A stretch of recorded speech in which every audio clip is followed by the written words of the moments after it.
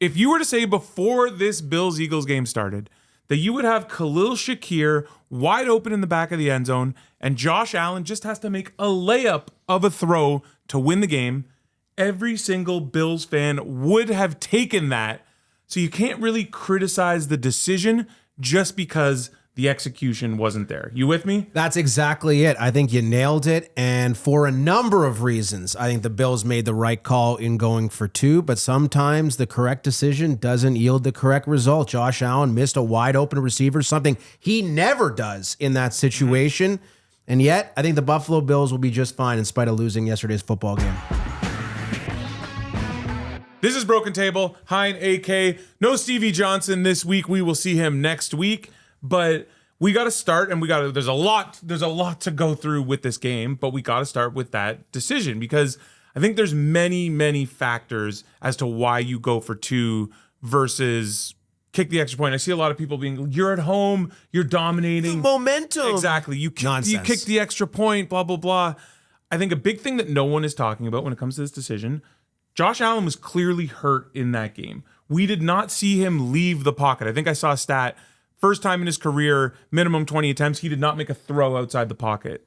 So I think the Bills looking at that, we can end this game with our best player right now versus in those conditions, in that weather, you don't want to take that game and play more football with a hobbled Josh Allen and potentially risk the playoffs. 3-pronged decision for me when it comes to the idea of going for 2, all of which favor, in my opinion, the decision they ultimately concluded on, which was going for the 2-point conversion. Number 1, your kicker stinks. Yeah. Badgley's garbage. They have no faith in him, nor should they. He missed an extra point with 5 minutes left.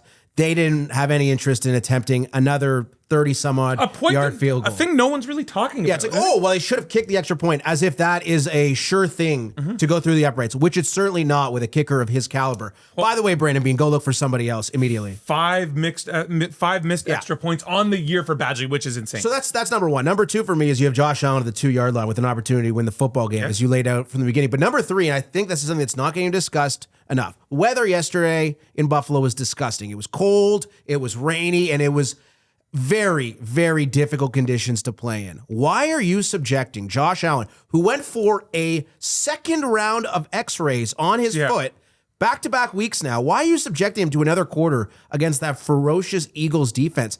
Get him off the field.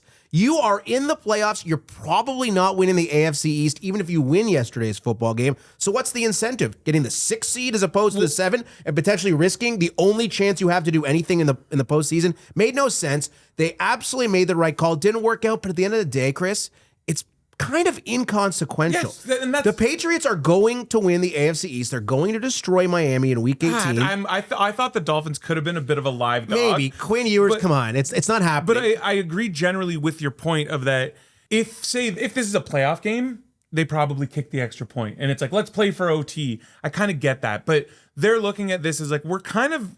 What's the opposite of playing with house money? Because that's what it was. It's like, we're kind of stuck. So it's like, whether we're the 7 seed, the 6 seed, or the 5 seed... Does it really kind of matter? Especially now, is the 5 seed something you really want? If it's Baltimore. With how Derrick Henry, look at what Derrick Henry's been doing the last few weeks.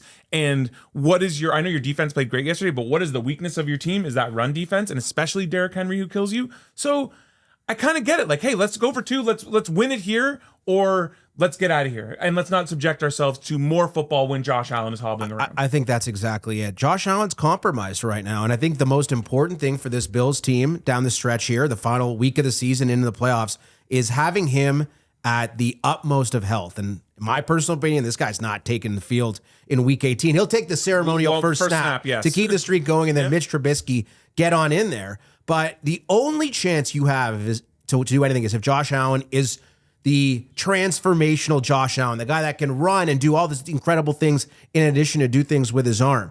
If you don't have that, there's no reason for you to show up in the playoffs. And that was a risk you were going to take. You want to put Josh Allen through another quarter of football in those conditions in a game that really didn't mean all that much? Also, didn't make sense. Sacked 5 times. Yeah. Like, they were all over him. And if you watch that game, that was not the Josh Allen we're used to seeing. He was very stationary. He wasn't really moving around too much. The only time I really kind of saw him on the move was that 4th down play where he scrambled, and he probably, if he throws it to Brandon Cooks, that's a touchdown, and then who knows what the game is. But I think that's it. You cannot, given how, whatever it is, he got x-rays after the game, as you mentioned, you cannot, in those conditions, play any more football when you have a chance to end it. And also, too, how many times has this Bills fan base criticized McDermott for being too conservative? Yep. They looked at this as, hey, you know what? We can win the game with our best player. Let's go do that. And 99 times out of 100, Josh Allen makes that throw. And again, if Badgley is at all competent, they might kick the extra point as well. I don't know. That's a question you have to ask Sean McDermott. Or if Prater's there. If Prater's there, Tyler Bass. Yeah.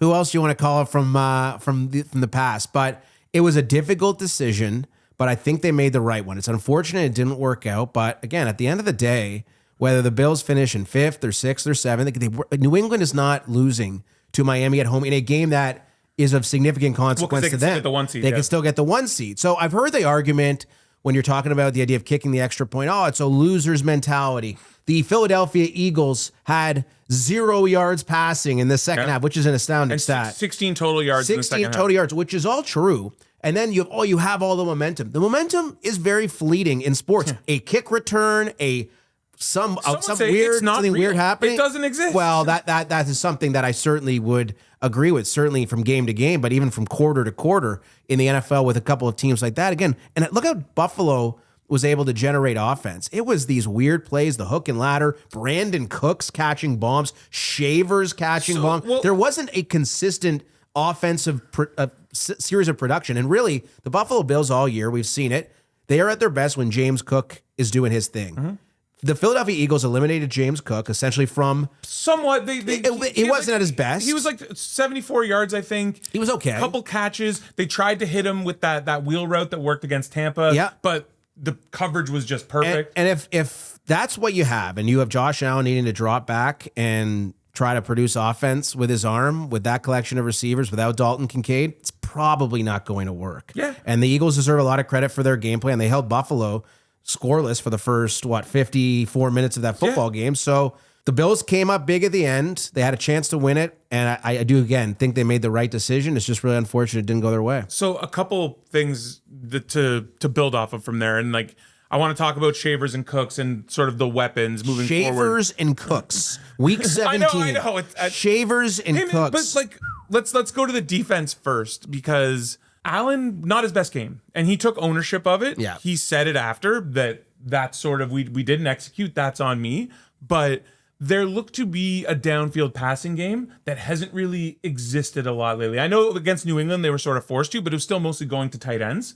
But first 100-yard game from a Bills receiver since Shakir in the Texans game, and I think before that it was Coleman week 1 against the Ravens. It was Stevie Johnson. Yeah. Before that. So, honestly, the deep ball passing game looked alive again with Cooks. I want to see more of Shavers. Anytime Shavers is on the field, Shavers seems to be making a big play. Plus, we already know about his blocking. Mm-hmm. Did you see something? And I'm going to be the Bills homer here. I'm taking a lot of positives from this, from the defense, but also from the weapons. I think if you can get this type of deep ball game with Cooks, you have Kincaid returning, probably not next week, but probably for the first round of the playoffs. Are you more confident in the Bills' weapons after what you saw today against a really good defense? Absolutely not. I'm not. I can't get on board there. I'd love to, but you cannot tell me that Brandon Cooks and Shavers are going to be difference makers in a playoff game. This is one of the best secondaries in the NFL. Like a lot of Pro Bowlers out there, DeJean and Quinyon Mitchell, they're studs. People down. They are studs. They're not allowing anybody to pass on them. It was a lot of one-on-one too. Cooks had the one-on-one, Shavers had the one-on-one, and they won those battles. But we have the greatest quarterback of all time, Tom Brady, telling us all game how big of a factor this weather is. Didn't really seem like that big of a factor for Josh Allen, other than the little stupid fumble that may have been a forward pass. The tuck rule all over again with Brady in the building. Yeah, and then that ball goes all the way back as a 20-something yards. So I would say, for me, if you can, all you need to do is just having Cooks there, even if that just keeps the defense honest. And can open, you're still going to make your money with your tight ends and your backs.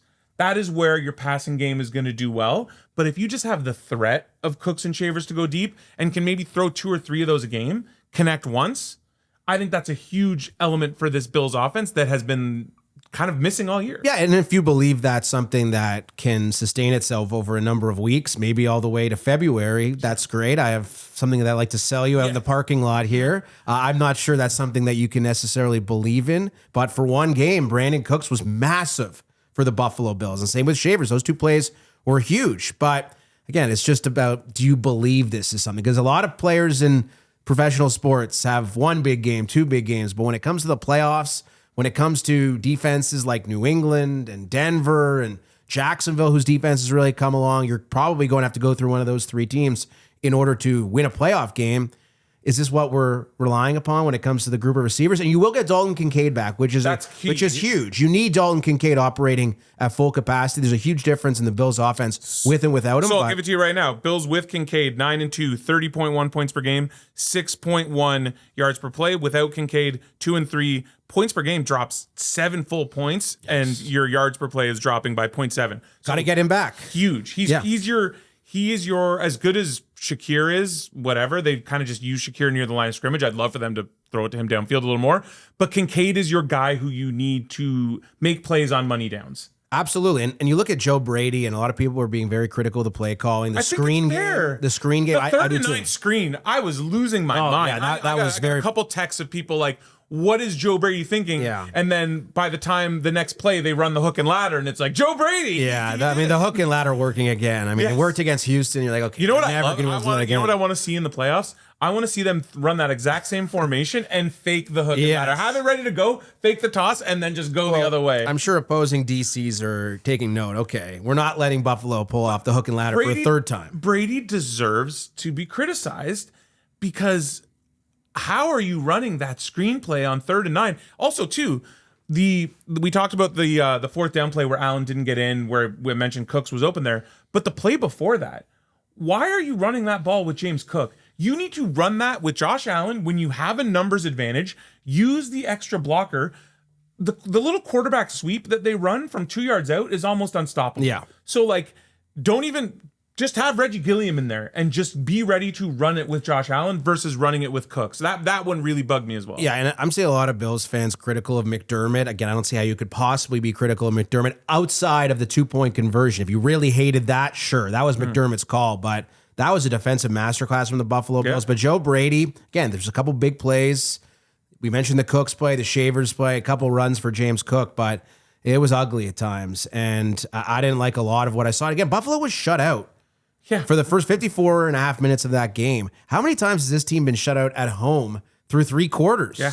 Doesn't happen. I believe it's 9 times since 2000. So it does not happen very frequently, especially not with Josh Allen at the helm. So it says a lot about the Eagles defense, but I would also say it says a lot about what the Buffalo Bills were able to conjure up on offense. I think give a lot of credit to that Eagles defense, who's been awesome. But to me, the positive I'm going to pull from this is the Bills still seem to be moving the ball. And I think if that fumble doesn't happen, that game kind of looks a little bit different. 27 yards they lost on that fumble. Josh Allen also took a sack on 3rd and 8. That was brutal. Lost 21 yards. So those were 2 critical plays in that football game. And again, Josh Allen, I think we both think healthy. He maybe makes that one play where he's sacked. He probably gets away from that and is just sprinting to that right side where we all know the numbers of him moving towards the right sideline, those throws. Yeah, and I would say on the subject of Allen and his health, the fact that he had to go for x-rays again, a second straight week. They're like, okay, maybe this time he broke his foot?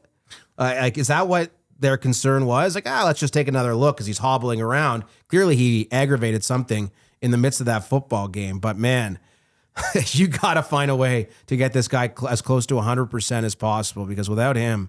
And that's looking ahead to next week. We know if the playoffs started today, it would be... Bills-Pats. Now, what a game. Some interesting matchups, though, this week. You have Denver and New England are both still going for that 1 seed. Denver, I believe, is a 7.5-point favorite against the Chargers. So, if we're going by the spreads, where the Bills are giving around 10, 9.5 to the Jets, even without probably no Allen, you have the Bills if the Bills win that game and if Denver beats the Chargers, the Bills will leapfrog them, move to that 6 seed, Chargers move to the 7 seed, which means you're going to Jacksonville. So... If from a Bills perspective, would you rather go to New England or would you rather go to Jacksonville? I'd rather go to Jacksonville. Yeah. I would. And Jacksonville's been an incredible story. Did not play particularly well yesterday. They looked bad, but they pulled it out. This offense has been red hot. And the crazy thing about Jacksonville, Liam Cohen, your win boy. Coach of the Year, just my boy, big fan of his work in Tampa, is that they used the number 2 overall pick on a guy who barely played. Yeah. Like the number 2 overall pick. And they giving up. Exactly. And also, Brian Thomas was going in the first round of Invisible. fantasy football leagues. He's been horrible. They trade for Jacoby Myers. I mean, Etienne's been great. Myers has been awesome. Yeah, Myers has been a beast for them. They're getting a lot of production from their tight end, but like Trevor Lawrence, For me, it's their defense that's kind of worries me a bit. But Indy and Rivers seem to be moving the ball fine. I was a little more scared of Jacksonville until I saw this past week. For sure. And I don't want to be prisoner of the moment, but like when it comes do to you think the Bills are favored? In Jacksonville? I think the Bills, if the Bills go to the Super Bowl, I think they are going to be favorites on the road every single I don't think the Bills are favored in New England. No. They were just favorites. They in New were, England. but I think things have changed. But yes, things have changed as New England has beat up on more teams without a winning record. And then you have Josh Allen who's hobbling around getting X-rays after the game. You've got still a ton of injuries on the Buffalo Bills defense. Terrell Bernard leaves, Poyer's out. But the Bills are better, and we talked about this with Stevie before. Shaq Thompson has been better.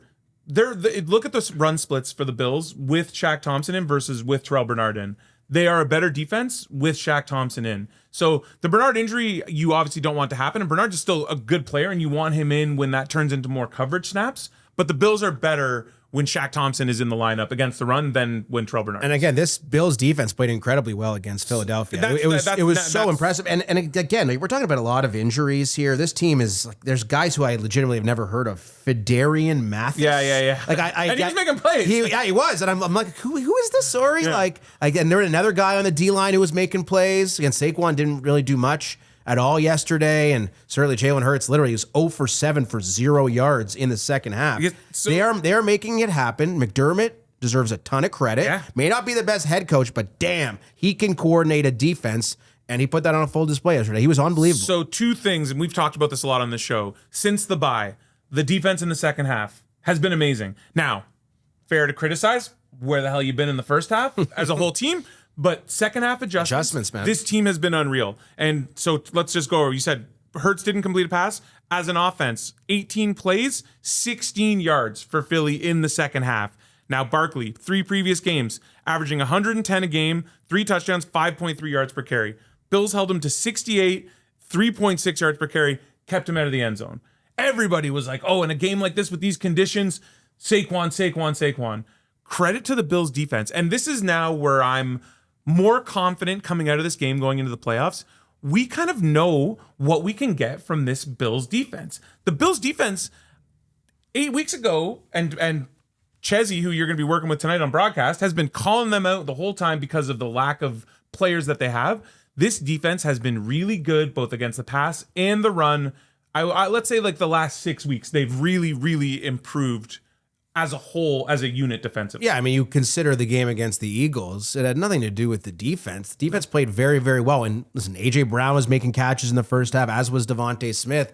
But again, this Bills defense just locked down Philadelphia in the second half. And say what you will about Jalen Hurts, who somehow inexplicably has won 2 games this year, throwing for 0 yards in the second half. Completions in the second half. How is that possible? I don't understand. There's no way that's ever happened before in NFL history. And should they have won that game yesterday? I mean, probably. They were up 13-0 late in the fourth quarter, and the Bills mustered that late comeback and had a chance to win it right at the horn. But again, if I asked you, do you feel better about Buffalo offensively or defensively, it would have been unfathomable a month ago to answer defensively, but I think that's a pretty reasonable conclusion to come to at this point. I honestly feel like going into yesterday, and I would even say going with that Browns game last week, I'm not saying they're like taking things off the table, but it feels like they're definitely keeping their cards close to the vest with these games because they don't want to show too much. Because look at it, realistically, they were always getting into the playoffs, and it was going to be really hard to catch the Patriots. So are we going to see, and this might just be me drinking the Bills Kool-Aid as I often do, I'm very confident that the offense will sort of find their stride as we get into the playoffs. You can rest Josh. You need to rest Josh. You get a little more. You get Kincaid back. You get a little more from Cooks, a little more from Shavers. I feel good about the offense, and I feel great about what the defense has done of late. That's totally fair, and I think we could safely assume that it's crazy the Bills are 10-point favorites with the assumption that Trubisky quarterback. Well, you saw how bad the Jets were. They are an abomination. And James Cook, take a seat. Ray Davis, Ty Johnson, get out there. Here's the question, though, for James Cook. The Colts play at 1 o'clock. Bills play at 4 o'clock. If Jonathan Taylor takes the rushing lead, what do you do with James Cook? You know the answer to this. You think they play him together? No, of course not. It's really important to those guys. Who cares? You know what's more important? Winning a Super Bowl. You're going to run James Cook out there in a meaningless game? That would be... Not fully meaningless, though, because 7 seed versus 6 seed is still there. So then, you cannot possibly put Cook out there if you're not putting Allen out there. They've got to be together. You have to. You're either in or you're out. You can't be half pregnant when it comes to trying to win. What if Jonathan Taylor's lead is, say, 30 yards? You're not going to put Cook out there for a couple series to be like, hey, go. They did this last year where they wanted to get him the touchdown record thing. They've done this before. It's important to these guys. For a guy like James Cook, it is really important to What's win the lead right now title. for Cook over Taylor? I think it's around 50. I think it's like 53 that's or a something. bad spot. You need James Cook. James Cook is so important to the Buffalo Bills offense. To put him out in a game, I don't know. I wouldn't do it personally. I'm not even going to... I'll speak this into existence, but knowing that this is the absolute worst scenario. Taylor takes the lead. You put Cook out there. Cook then gets the record.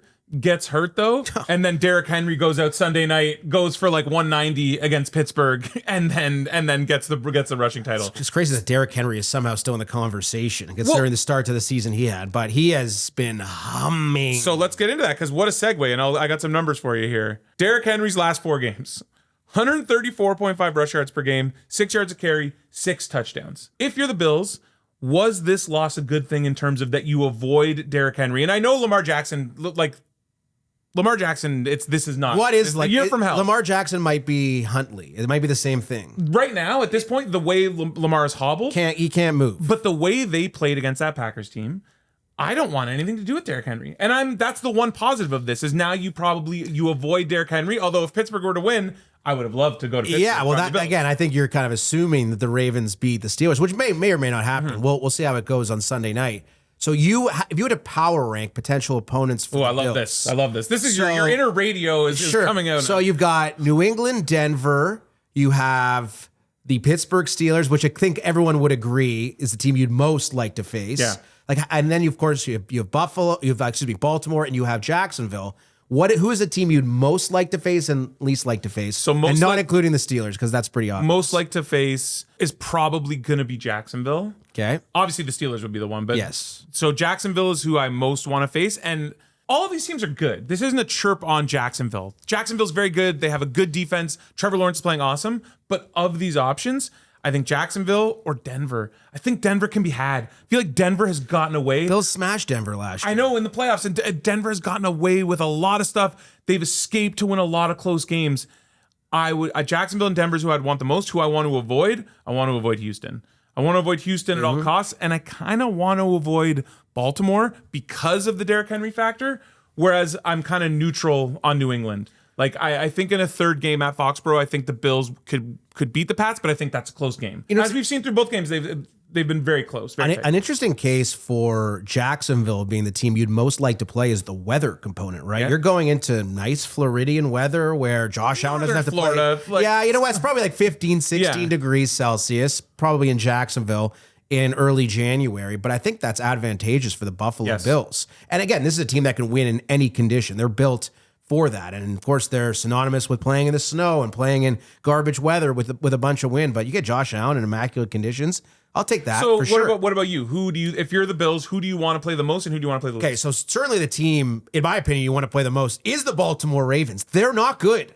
They are not good. And I know Derrick Henry is a little bit scary. I'm with you. It's just the fear factor of Henry. Yeah, Henry. But you stop Derrick Henry, you stop the Baltimore Ravens. I know that's easier said than done. Yeah. And it's kind of like the Buffalo Bills. You stop James Cook, you're probably going to beat the Buffalo Bills. But this has been a team that's been awful all year long. Yeah. And I know they were very impressive against a Packers team that is compromised defensively. They lost Micah Parsons. Parsons being out of the balloon has burst on the Green Bay Packers, and Henry just destroyed them. But Lamar's been trash, utter trash all year long. So, but they what don't if it's Huntley, scare though? me. They don't scare me. If Huntley's in, though, I feel like It's got to be Lamar. It has to be. Lamar's got to play. He's got a back bruise. It looked the way he was. It looked like that injury didn't look bad, but it's like, oh, that's one of those that I know must be bad if it doesn't look bad and you haven't really practiced. So, is Lamar just going to come out and be like old school Lamar coming out of that? See, gets a week off. That happens. Oh, okay, God. so who are you trying to avoid if you're the Bills?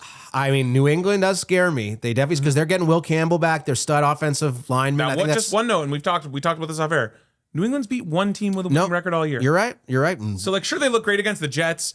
Me, you, and Michael Hall behind the camera would look great against the Jets. The Jets are. We don't even need Stevie. The Jets are the most. Well, we could probably use. Yeah, we could use them outside. The Jets are the most embarrassing franchise in professional sports. The way that, and maybe the Raiders might be team close that you number picked 2 to win the AFC. That was last year. Yeah. We burned the tapes in our famous parking lot episode. You know that. But I mean, I do think that Jacksonville's a team that I would like to see. I would like to see the Baltimore Ravens.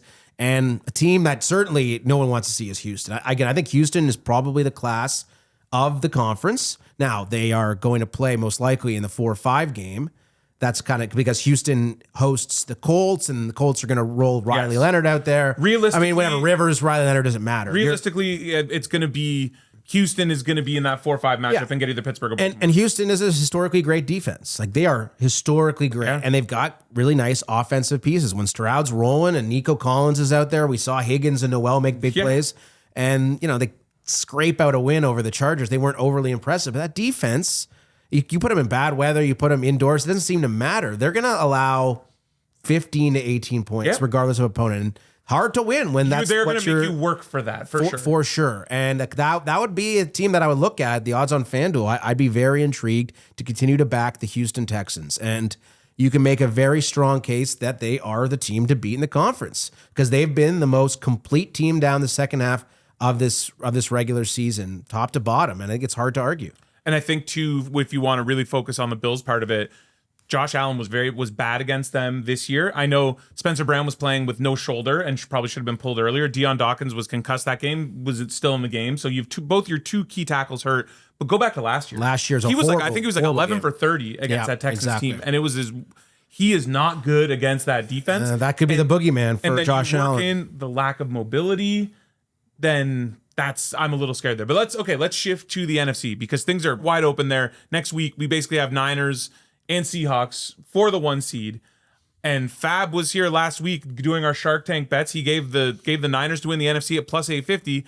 That's now a team that if they win home game, they are looking at home throughout to the Super Bowl. So I made that bet when Fab gave it. I also did a Bills Niners Super Bowl. What did that pay? Bills Niners Super Bowl was something like plus 4,400 or something like that. Nice. So it was a very big payout. And then also I went Bills and Niners both to at least make the conference championship game. And even if the Niners don't win on Saturday night, they probably get the 5 seed and they probably get Carolina. Well, they do get one of Carolina or Tampa, both of whom are horrible. Well, obviously, depending on what happens with the Rams and all that. So when we're looking at the NFC, who is the most dangerous for you in the NFC? So you could definitely make the case for San Francisco because of the way that they have looked with Brock Purdy under center. Their last 6 games, they're 6-0. They're averaging like 36 a game. The defense, though, kind of concerns me a little bit. You lose Warner and Bosa. They're not what they were certainly in past iterations of the 49ers. I'm sticking with the Rams. They were my Super Bowl pick before the season.